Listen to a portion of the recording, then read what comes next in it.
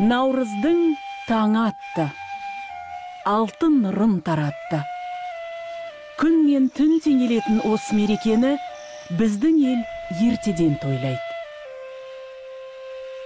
Әдептен аспайтын ауылдың келіндері таңертең малды өргізіп бара жатқанда қозының мойнына қоңырау тағады екен. Аталары оянсын деген үмітпен. Наурыз тойы дархан даламызда осылай басталады екен.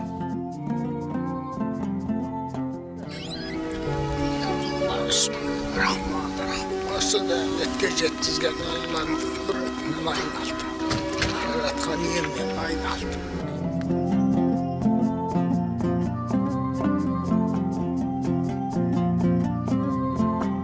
Наурыз келді, көпшілік, береке елде мол болсын.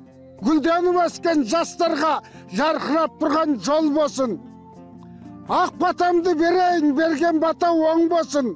Қазақстан отаным, әлемде мықты ел болсын. Амин.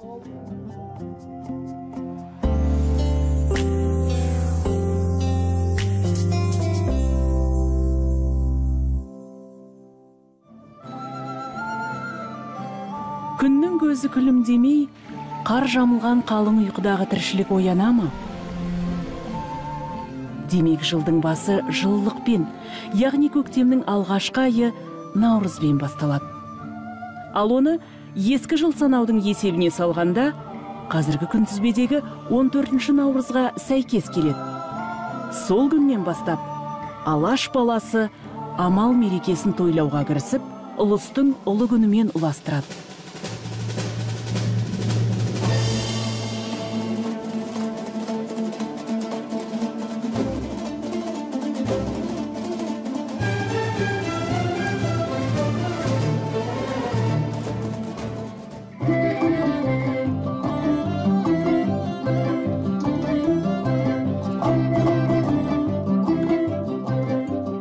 Наурыздың тарихи тереңдігін, тағылымдық ерендігін белгілі бір өлшемге сыйдыру өте қиын. Әз дәрежесінде әспеттелуінің өзі қадір құнының қаншалықты биік екенін көрсетер.